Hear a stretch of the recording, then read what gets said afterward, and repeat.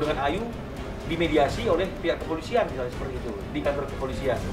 Jadi saya kira seperti itu. Kalau mengenai masalah itu tidak ada masalah. Kalau memang unsur-unsur yang disangkakan kepada sudah terpenuhi, kemudian penyidik kepolisian merasa cocok, tepat secara hukum untuk ditingkatkan yidik ke sini dan kemudian ditetapkan sebagai tersangka, dipanggil 3 kali tidak datang karena keberadaannya, ya mungkin polisi akan melakukan red notice misalnya, ya, red notice atau mungkin DPO.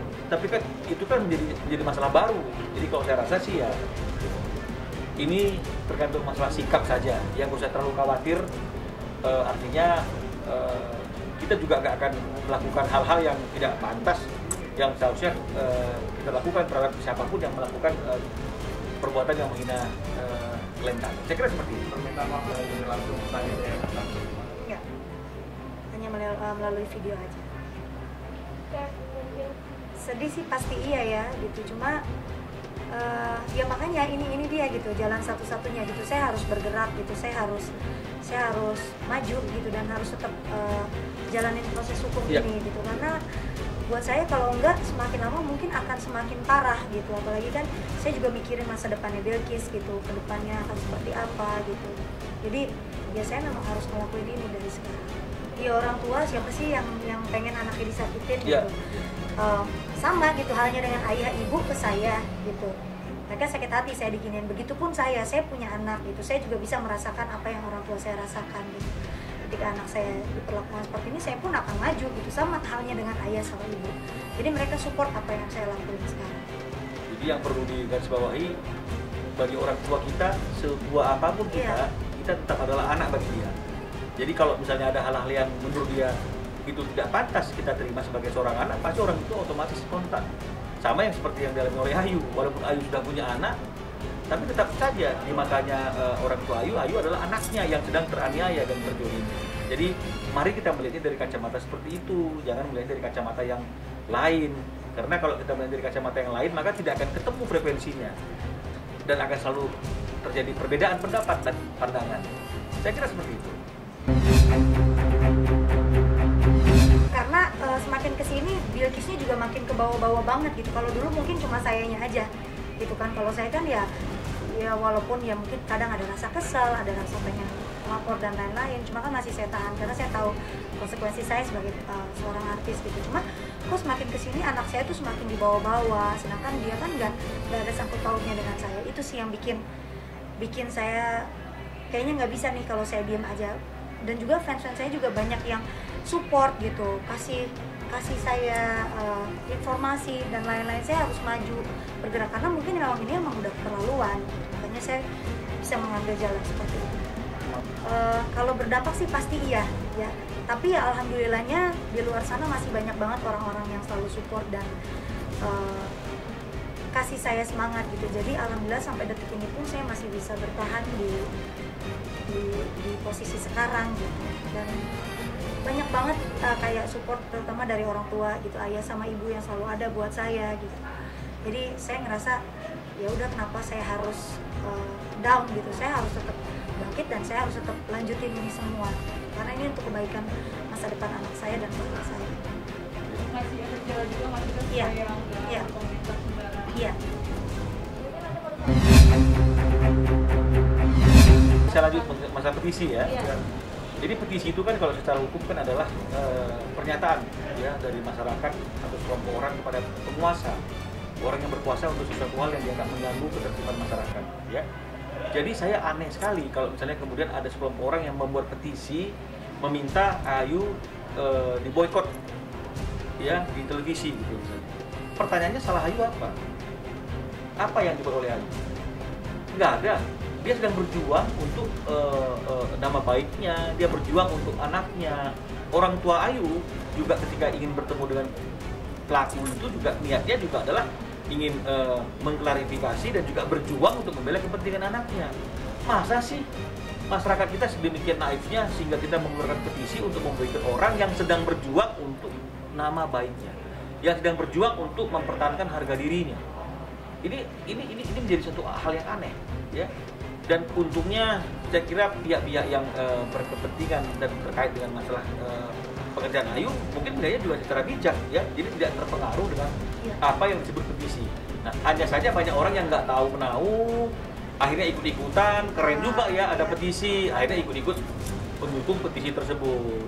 Tapi sebenarnya ini suatu hal yang saya rasa tidak patut ditiru, karena kita mengajukan petisi terhadap orang yang tidak ada kaitan dengan pemerintahan dan kekuasaan, dan tidak ada kaitan dengan masalah yang meresahkan masyarakat. Yang ada adalah orang yang sedang berjuang untuk mempertahankan nama baiknya, membersihkan nama baiknya dari perbuatan orang yang menghinanya selama bertahun-tahun. Nah, jadi ini yang juga perlu saya himbau ketuk semua netizen dan orang yang memberikan komen, coba dong dihayati, cermati dulu ya, jangan kita asal memberikan komentar, jangan kita memberikan dukungan tanpa mempelajari persoalannya. Coba bayangkan kalau misalnya itu dialami oleh keluarga kita, dialami oleh adik perempuan kita, kakak perempuan kita, anak perempuan kita, keluarga perempuan kita, apa sikap kita? Ya, jadi saya menghimbau agar semuanya kembali tenang, kondusif. Kita sudah membuat laporan, biarlah semuanya diselesaikan secara hukum, ya, agar tidak menjadi tindakan yang semena-mena. Kami juga tidak akan melakukan tindakan semena-mena, membalas hinaan dengan hinaan, jadi kan nggak bagus tuh, ya. Sikap kita adalah ketika dihina ya kita mempertahankan hak kita, dan selanjutnya adalah minta agar proses hukum itu bisa memprosesnya dengan baik. Jadi itu yang bisa kami sampaikan. Nah, inilah dia kalau kita melihat sesuatu itu secara sepotong-sepotong, tidak melihatnya secara utuh. Makanya coba kita bayangkan jika ada orang tua yang kemudian secara spontan ingin melindungi kepentingan anaknya ketika anaknya dianiaya, dijolimi, dihina, ya. Tujuannya pasti niatnya adalah baik. Siapa yang sangka kalau misalnya kemudian ketika disamperin ke rumahnya, yang ada hanya orang tuanya. Ternyata anaknya itu tidak melakukannya itu di Indonesia, tapi melakukannya di negara lain karena dia masih menjadi pekerja di negara lain. Siapa yang tahu? Nah, kalau kemudian terjadi suatu perdebatan antara kedua orang tua, saya kira itu suatu hal yang wajar kan? Masing-masing orang tua pasti akan membela anaknya. Di mana salahnya? Kenapa kita menafsirkannya secara negatif? Kita berpikir ada tindakan yang mendekat satu orang lain, dan kemudian menjadi suatu hal yang digoreng sana goreng sini. Kenapa? Di mananya gitu? Saya kira itu suatu hal yang wajar. Ya, orang tua pasti akan selalu seperti itu. Nah, masing-masing pihaknya sendiri mungkin sudah selesai, sudah adem ayem, sudah saling memahami.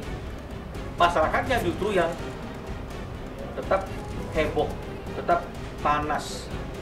Ya, jadi ini yang saya katakan tadi, seperti bahwa kita sebenarnya secara clear, ya, orang tua yang emosi karena anaknya dianiaya. Contohnya seperti ini aja, saya bikin ilustrasi, ya, anak kita pulang tiba-tiba ngelapor sama kita, "Ma, saya dipukul," atau misalnya saya dilecehkan di luaran.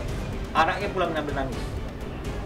Sikap orang tua itu secara spontan pasti, yang mana anaknya? Kan begitu artinya. Rumahnya di sana, Ma. Datang, anaknya yang ada orang tuanya. Orang tua itu juga bilang, jangan sembarangan keluar anak gue. Terjadi perdebatan. Di mana persoalan hukumnya? Di mana persoalan hukumnya? Ya, nggak ada yang nggak wajar gitu.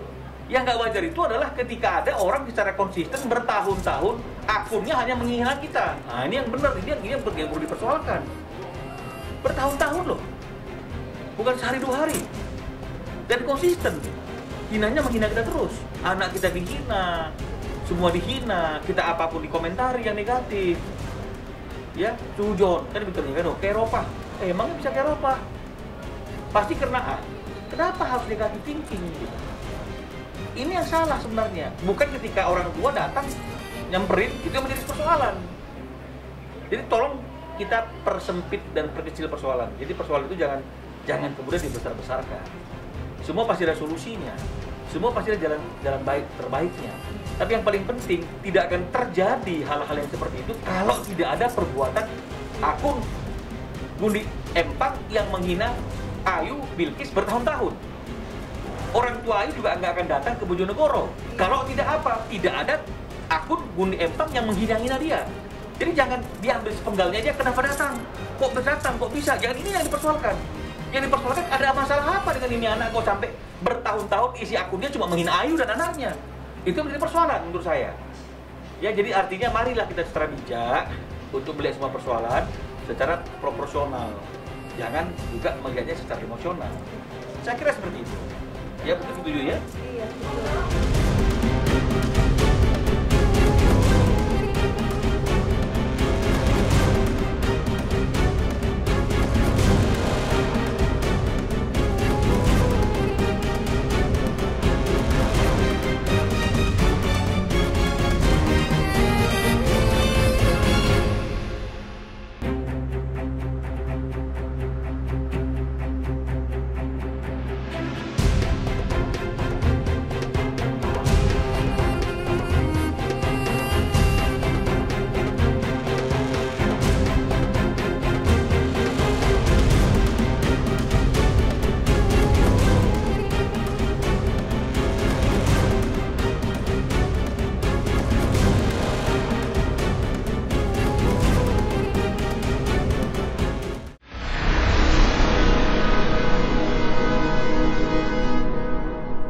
Jadi jangan lupa untuk subscribe Cumi Cumi.